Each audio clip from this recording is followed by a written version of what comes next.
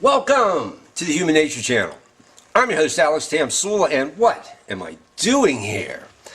Well, it's Wednesday morning, once again in my dad's flamboyant farm garage, which is kind of a cross between a museum and an art installation project with all sorts of funky things hanging from the ceiling for visitors to ooh and ah at. For example, have you ever seen a washboard with a glass center?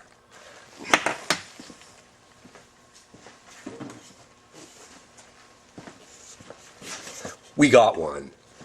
I was going to play this while singing tonight's song, but then I thought better of it. I wouldn't want to have an accident with the thing. There's no strap. I'd be holding it. Longtime viewers to this channel should remember the Penn State Cup with the broken handle. Anyway, before we get into tonight's topics, which are Jesus, Campos, and the door to room 135, I want to say a few words about the comments section to my YouTube videos.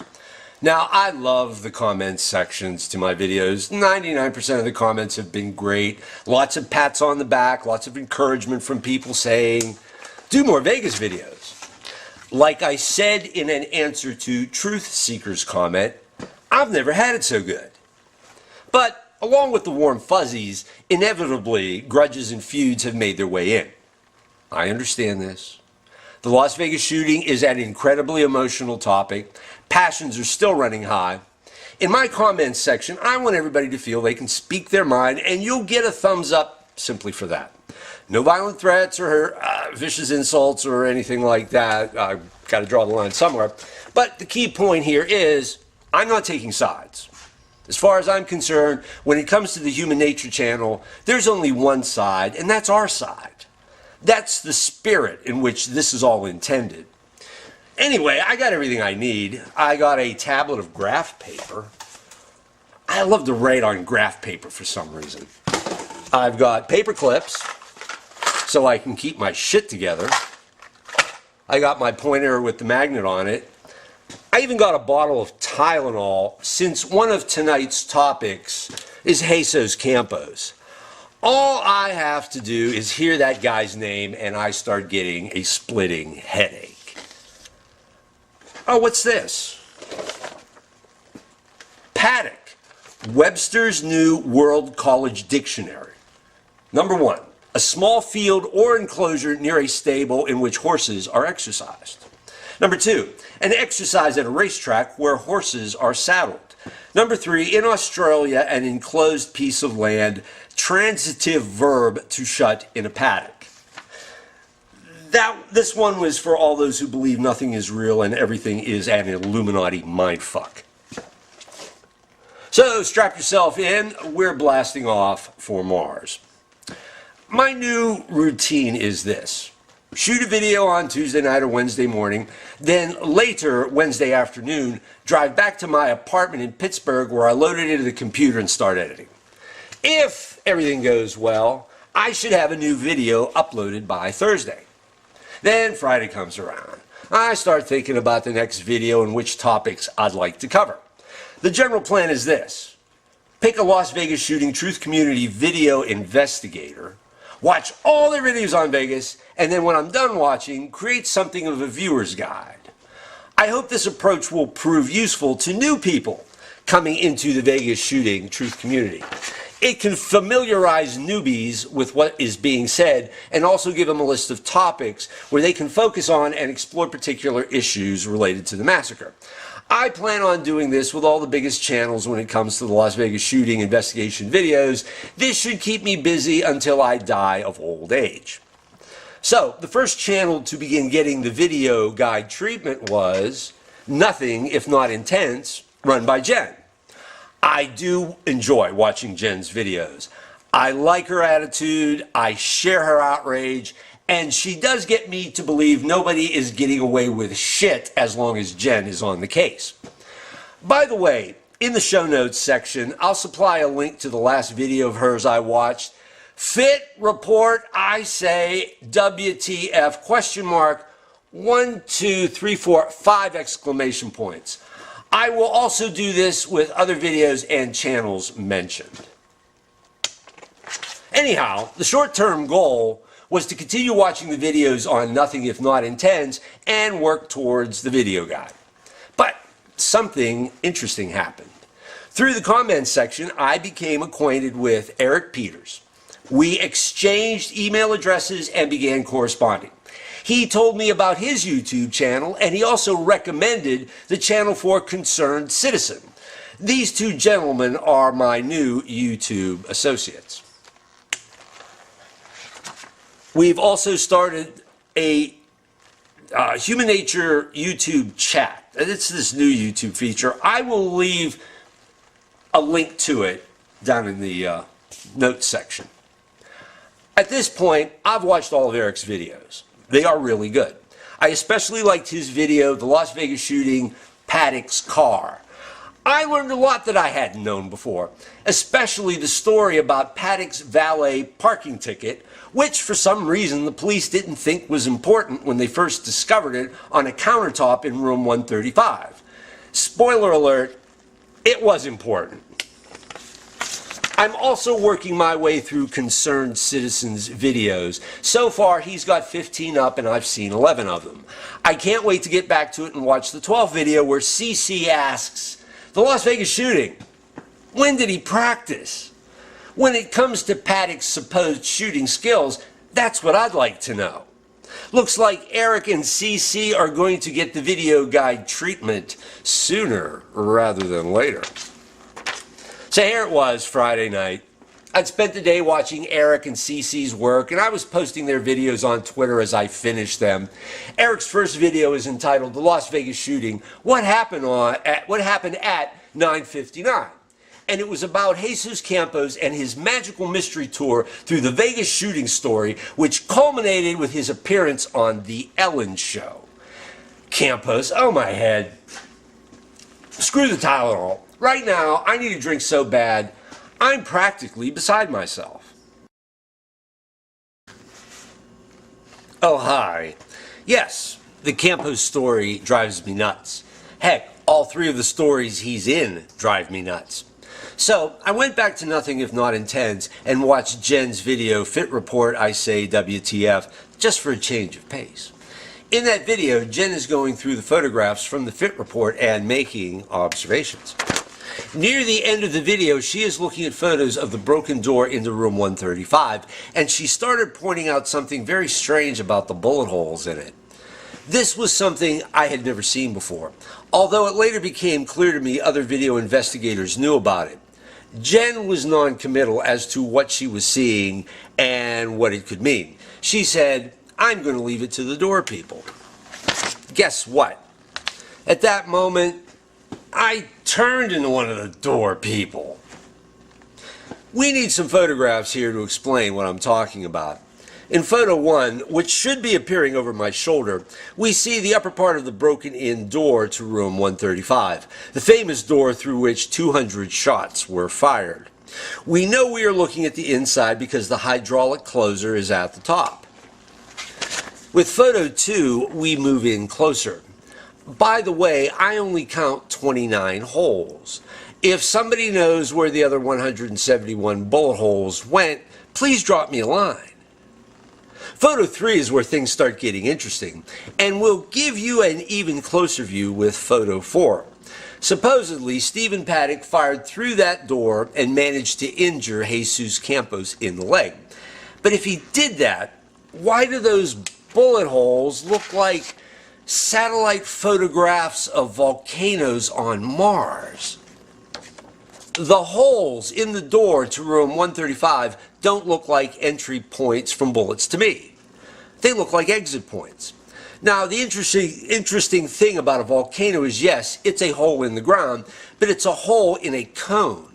The force is beneath it, pushing upwards and outwards, and that is how you get a volcano's particular shape. Now, Alex does argue and debate with himself when he comes across something like this. Is there a way to explain this that conforms with the official narrative? The inside of the door is obviously painted. Does that particular type of latex satin or whatever the hell it is blister if shots are at close range? I don't know for sure. It would be an explanation, although that doesn't explain all the splintered wood seen on the floor just inside room 135, as pointed out by Brian Shields in his video, The Collateral Damage Hypotheses. Getting back to our Mars analogy, craters, impact craters that you would see in satellite photographs are basically holes made into the surface of the planet from the force of a meteor coming down and going in. But volcanoes are made by force coming up and going out. Here's one for the commenters. Which do you think it is?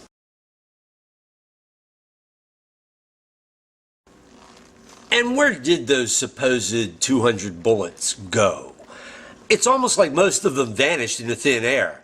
That hotel door should have looked like a screen door by that point. What the official story is trying to make us swallow has to be so much bullshit, because there should have been impact points in the hallway, or bullet holes in the rug, or on the side of the hall, or even all the way down to the other end. Except for a few markers outside the door I've seen in photographs, have any of us seen much photographic evidence of bullet strikes anywhere in the hallway with little markers on the ground or red circles on the wall? I haven't, even though there seems to be post-it note markers for every one of those holes in the door. That seems a little odd. So, getting back to Jesus Campos and what we've learned tonight, I can now ask questions with a new perspective. Like, why did Jesus take the stairs? He had been going up to the 32nd floor to check on a door that had been left open, as per the Wi-Fi sensors in the door, I guess. Isn't that part of the third timeline? And isn't it ironic that he goes up looking for an open door and finds a blocked one? But up the stairs he goes. If I had a security job like that, I'd take the elevator, because I'm basically a lazy bastard. Now, I happen to believe Campos' story about the route he took, because it sounds like somebody killing time. Like I said, why did he take the stairs? Could the L-shaped bracket have been put on the door to the stairwell to give Campos an excuse to go up to the 32nd floor? Question mark. Here's another thing to consider. How do we know Jesus was making that call about the blocked door from inside the stairwell? Question mark. Could he have made that call from the other side of the door while in the 32nd floor hallway? Or could he have made that call while inside room 135? Would we be able to tell? That's the question I put out there. I don't know the answer to that. Or how about this? Jesus told the truth when he said he was shot through the door, but was he telling the truth about which side of the door he was on? I don't know, but the Jesus Campos story does not pass the sting test. I never thought it did in the first place, but now I'm really interested in the relationship between Jesus and the door. So, in summation, there's a couple of things I'd like to do. First, I'd like to grow this channel as big as possible, like all YouTubers. Get 500,000 subscribers or more. Hey, think big. Routinely have videos with 5-figure views or more. Have comment sections that look like a page from the New York Times. Make it look like I have a small army of like-minded individuals behind me. Get many voices to start making a very loud noise. Then I'd make a list on a single page. A list of all the things wrong with the official Las Vegas shooting investigation, things that can't be ignored. I'd start with Paddock's autopsy and point out that having no time of death noted is not how normal autopsies are done, especially when the medical examiner could have just stuck a thermometer in Paddock's mouth and gotten a rough estimate on the rate on which a dead body loses heat. Have the most glaring errors in the FIT report exposed with photographic and video evidence. Point out that the 3-page FBI report is minuscule compared to other investigations like the JFK assassination and 9/11, which produced books. Then, with the momentum I've managed to create, With all the voices in the Las Vegas shooting truth community as a foundation, I go to Capitol Hill, get an appointment with the chairman of the House Judiciary Committee, that Jerry Nadler guy, who has been in the news a lot lately because of the Trump investigations. And I'd show him the list. I'd say to him, Representative Nadler, how can this be ignored? And my dream is to have you all standing behind me when I do it. Can we pull this off? We have to, or else the douchebags win. Finally, knock knock, who's there? Alex. Alex who? Alex, my brother. He has all the answers. All right, that's it for tonight. And the song is Robert Palmer's Simply Irresistible. Got her done. This next song goes out to Teresa, the most amazing woman I ever met, who may be dead or who may not be.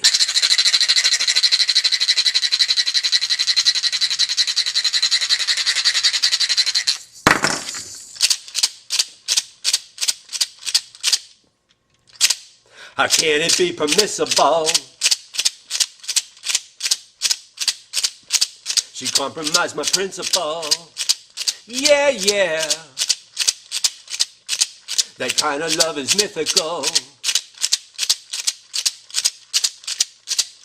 She's anything but typical. She's a crazy to endure, she's a powerful force, sure obliged to conform when there's no other course. She used to look good to me, but now I find her simply irresistible. Simply irresistible.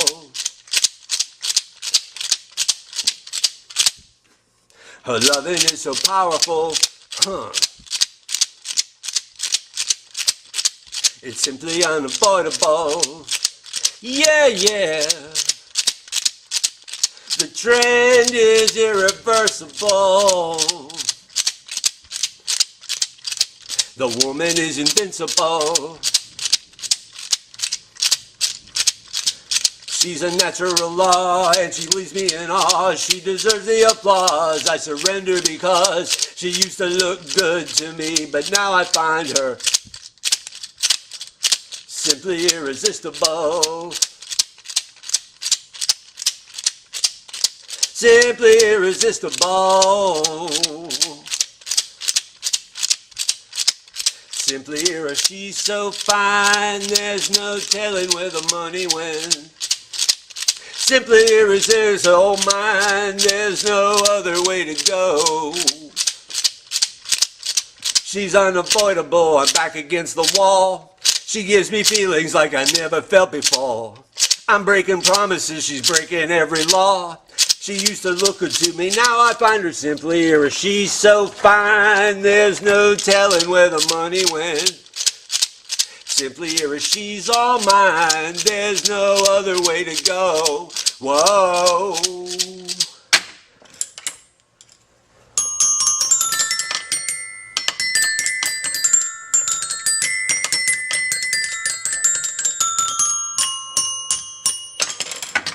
Her methods are inscrutable. The proof is irrefutable. Whoa, whoa, whoa, whoa, she's so completely kissable, huh? Our lives are indivisible. Yeah, yeah. She's a crazy to endure, she's a powerful force, sure obliged to conform when there's no other course. Well, she used to look good to me, but now I find her simply irresistible. She's so fine, there's no telling where the money went. Simply irresistible. She's all mine, there's no other way to go. Simply irresistible. She's so fine, there's no telling where the money went. Simply irresistible. She's all mine, there's no other way to go. Simply irresistible. Squirrel Hill forever. Later.